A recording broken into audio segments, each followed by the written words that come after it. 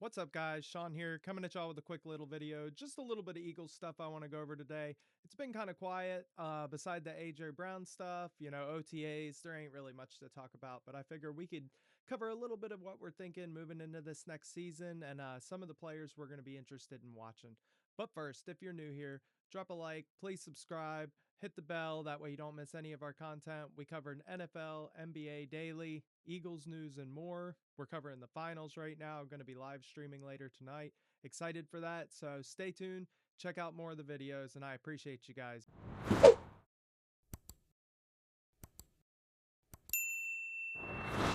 First thing I wanted to talk about today was Jalen Carter. Jalen Carter really hasn't been getting much respect lately, much talk lately. A lot of people either think he's an automatic all pro and he's going to be the highest paid defensive tackle, or there's people that just still think about him from college, think about his faults, things that he's done wrong over the years. They're not really giving the Eagles defense the credit it deserves with the players they've lost. I think they're so hyper focused on what's going on at safety, they're not paying attention to what's been done at D line, cornerback, linebacker over the years. And realizing that safety, we've kind of made do with guys that weren't top tier over the past couple years. I love Reed Blankenship, but losing him isn't really as big of a deal as people think. He was beat game to game. He did give up touchdowns, missed assignments, dropped picks. With all that being said, I appreciate everything he did for us, but losing him isn't as big of a thing as people think. Guys like Jalen Carter, Jordan Davis, Zach Bond, Cooper DeJean, Quinyon Mitchell, they're the staples of the defense. Those are five positions, five players where you're locked in. You know you have nothing to worry about. They're going to play the majority of the snaps. They're going to carry the team from a leadership standpoint, on the field, off the field. And you really don't have to worry about too much outside of that. Everything else is really plug and play for Vic Fangio and all the coordinators on the defense. With that being said, that doesn't mean they can't bring another guy in to help fill and lock in another position, but I think they're mostly set outside of maybe one surprise trade that we'll get at later. Turning to the offensive side of the ball, losing AJ Brown obviously going to be a big blow to us. 1,000 yards a year, 90 plus catches. It's going to be hard to replace that kind of productivity. But then you think about the schemes we were running, the routes we were running. It was actually a surprise that him and Smitty got the yardage they got over the past 2 years, we'll say, because of some of the coordinator issues, because of some of the things going on with the run game.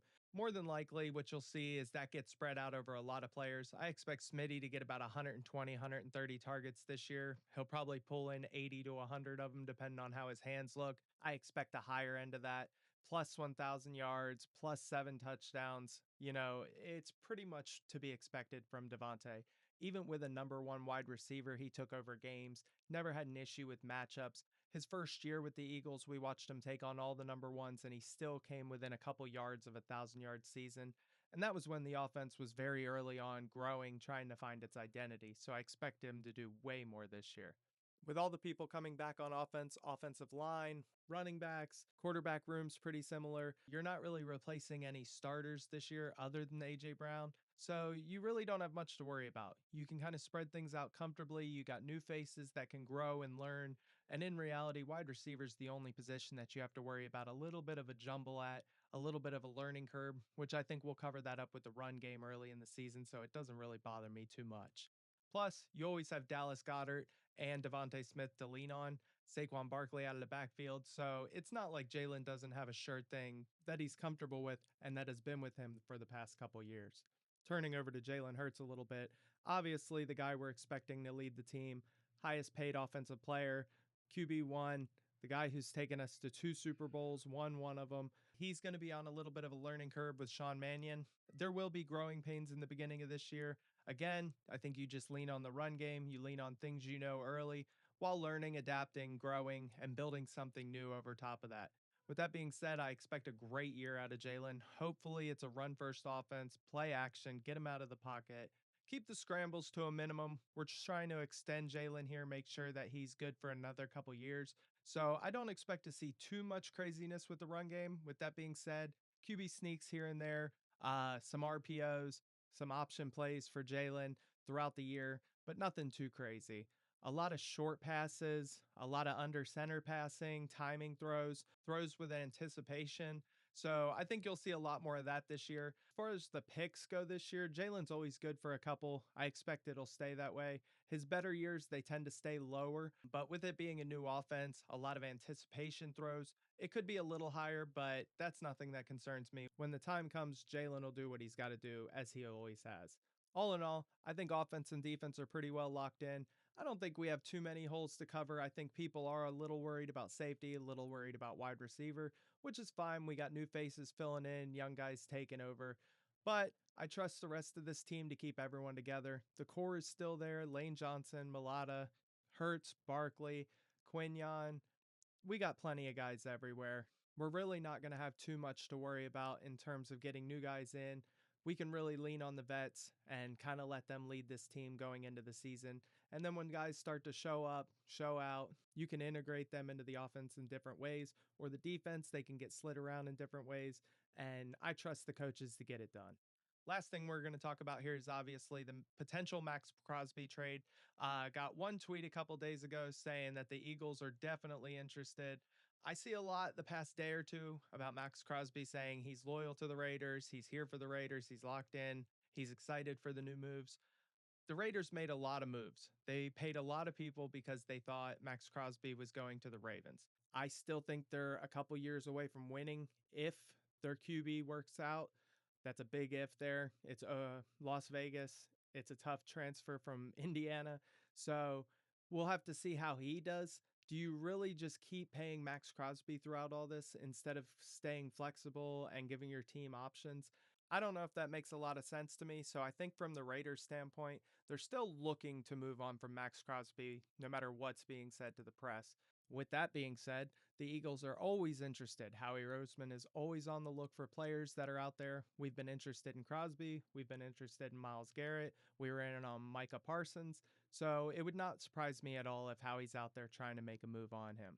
So it would not surprise me at all if Howie Roseman's out here trying to get something done for Max Crosby.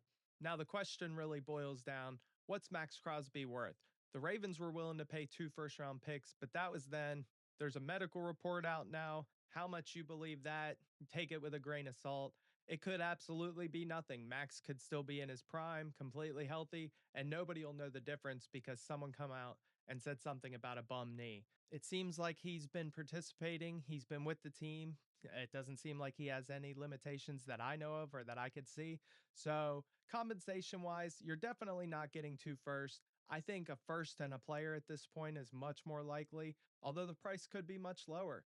If you can get Max Crosby for Nolan Smith in a second, I think I'd pull the trigger on that deal. Having two premier pass rushers with Jalex Hunt behind them would make this defense unbelievably scary, even better than the Super Bowl year. This would put us at a different level. From a cap standpoint, we're getting a lot of relief from the AJ situation. Whoever we bring in, I expect to sign a new deal, something that balloons later, has dead years, so it won't really impact us right now. Would I do the Max Crosby trade? More than likely, yeah. Nolan Smith in a second, absolutely in a heartbeat. A first round pick, I would have a lot of trouble separating with at this point. Even if it's the Patriots pick, I kind of want to bet on that just to see how they do over the next year. If there's a chance they could be bad, that pick could become really valuable really fast. So I don't think I'd be excited to move that pick. But that's really it for me, guys. I really just wanted to keep the Eagles coverage going, keep them circulating, keep you guys updated with what I'm thinking.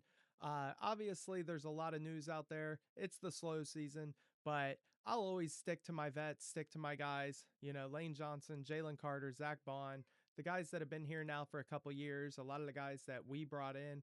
So I trust them with all the changes being made. You watch every year, we've had big changes. It hasn't failed. It's been every single year, what seems like 5, 6 years in a row. And we've still had success. So this year, my hopes are still high, expectations are still high. I want to see more playoff football. I want to get more rings. I think this is still an amazing window for us with Jalen Hurts playing the way he is, having Saquon in the prime of his career, Smitty, all these guys are ready to eat. So all we got to do is feed them, and the results will speak for themselves. With that being said, guys, I love y'all. I appreciate y'all. Thanks for sticking around. I'll catch you in the next one.